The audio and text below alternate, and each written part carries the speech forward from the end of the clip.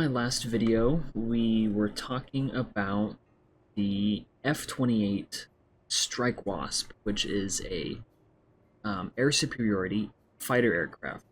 We're changing it up a little bit with this one. This is a supersonic bomber, the SB54 Wraith. The aircraft is a delta wing, very large delta wing, tailless design, just with a vertical stabilizer. Pretty big landing gear, and 4 very powerful D30Fs turbojets. So this is a very fast supersonic bomber, exceeding over 800 meters per second in level flight. Over this can go over Mach 2, and it is nuclear armed. And if we look in the bay, we see 4 B-61 nuclear bombs with a yield of 340 kilotons, which isn't the largest. These are a tactical nuclear warhead, but nuclear nonetheless, and will destroy Kerbal Space Center or any Space Center launch complex on the map. For the people that know their history, this is going to be a very easy resemblance to the real-world parallel, the B-58 Hustler. And slightly promiscuous names aside, the Hustler was a curious project for the Air Force. It was a Mach 2 plus supersonic strategic bomber. The B-58 was introduced in March of 1960. That is crazy to think about, that they had a Mach 2 supersonic nuclear bomber 15 years after the first nuclear bomb was used in combat with a 4-engine propeller plane with a top speed of less than 400 miles per hour. And now they have something that exceeds over 1,300 miles per hour. It's impressive. It was retired in 1970, mostly due to it was extremely expensive. It was hard. It was you had to consistently. It had to be refueled a lot. So these are very early generation fuel hungry engines, and there was a very large amount of crashes. 26 B-58s were lost in accidents, which is 22.4% of the total production of all the aircraft. And more than half of the losses were during flight tests. Like the Hustler, the Wraith in this game was never conventionally armed. Was never adapted for conventional use.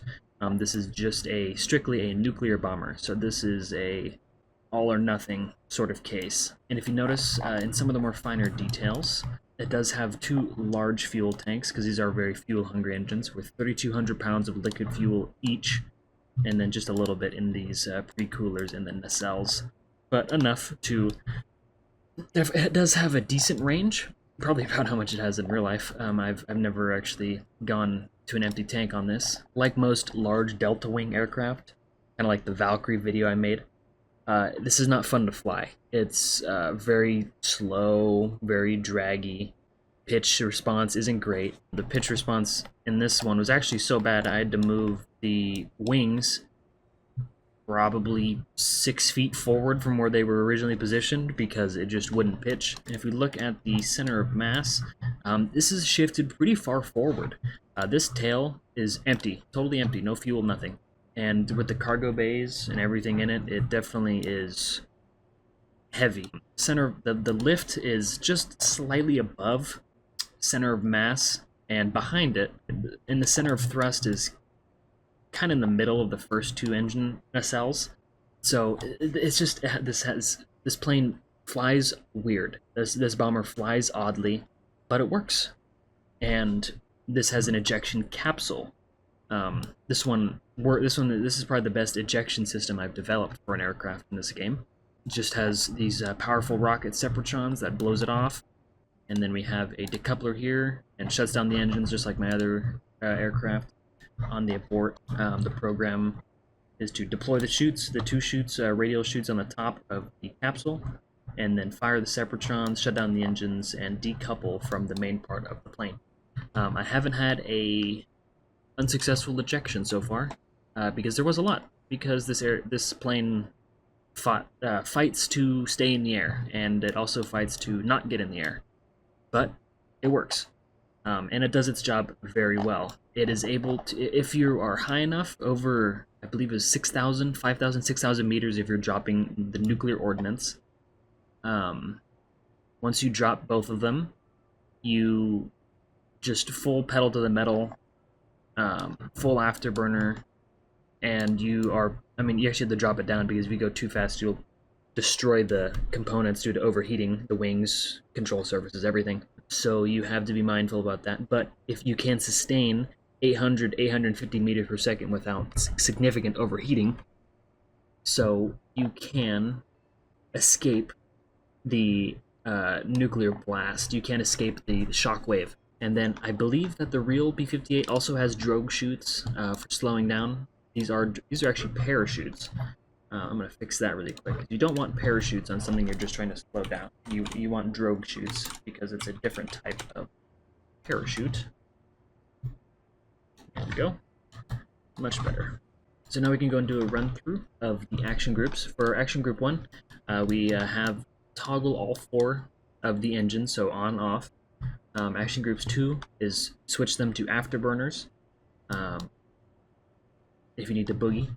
And so our third action group is to open the bay doors, open the bomb bay doors, and also turn on red arming lights. This three action group does arm the nuclear weapons. So once you have the bay doors open, you have to drop your ordnance or land safely. Otherwise, there can be if you're in an accident, they're armed, they will detonate. So you have to, normally you're not opening the bay unless you are dropping them. And then our 4 action group is to drop the rear the rear bombs, because if you drop the front ones, there's a chance of them colliding with the rear bombs, so that's a problem. So with 4, it drops the rear, and 5, it drops the front 2. And then the rest of these are empty because they don't have anything need for them. And then 10 is the drogue chute for when you're landing. This is a pretty hard aircraft to land, which isn't too surprising. The landing gear have to be very far forward in order to allow you to take off. This does use most of the runway because it weighs so much. This plane weighs 62.5 tons, which is significant. However, the bombs themselves are quite heavy. And we do have RTGs, better than having just a regular generator on here. We have a couple of rechargeable batteries, and we have our radar system. This plane does not have radar. It doesn't need it. These are dumbfire bombs. They just are free fall gravity bombs. It has an AI flight computer and a weapons manager, so you can manage the weapons. And here we are in the Wraith. Let's go ahead and get started up. I like these intakes. I've just found these recently. They spin. I don't think they're the same actual. They don't coincide with the engine speed, but it's pretty cool nonetheless. These engines do take a bit to spin up, so I'd like to warm them up because you do need to use all of the runway.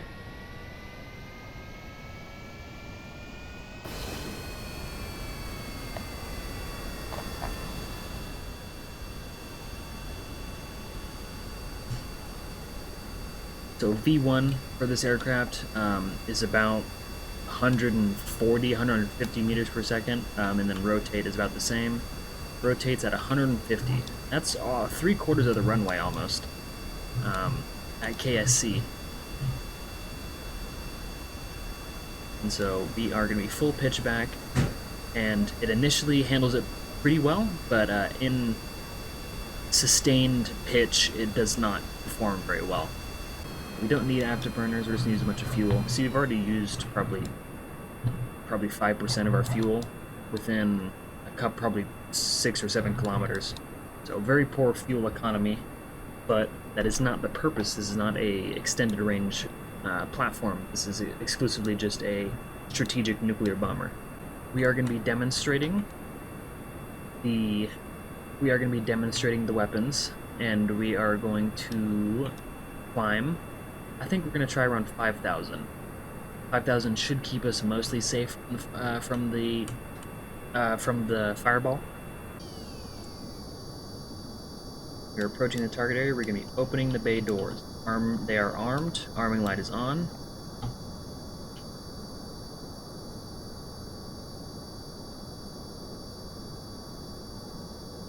We're dropping our first volley.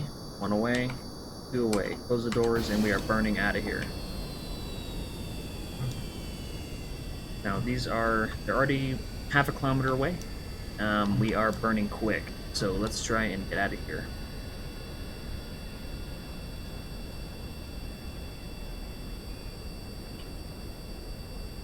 Now, still free falling. They're kind of getting they're going over the target area, but we will be pretty far away from it when they do detonate. I believe we're out of the blast radius. I think it's about a 12-kilometer radius, so it might be close, but we are accelerating rapidly. We're putting a lot of distance between these bombs and us. We should be out of the blast, and there is our detonation. And there is Kola Airfield destroyed. We are approaching our almost overheating, and we are out of air, so we need to be in afterburner, drop down real low. We gotta keep these engines running. I do like this cockpit a lot. It looks a lot like the real Hustler, the real Hustler's cockpit.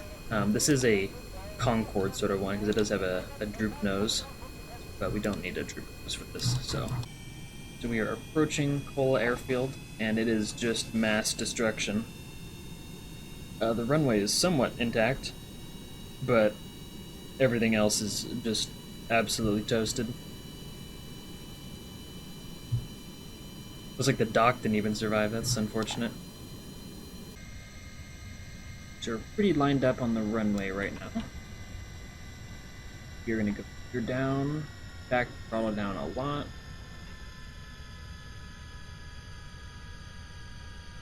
We don't necessarily need air brakes right now, I don't believe.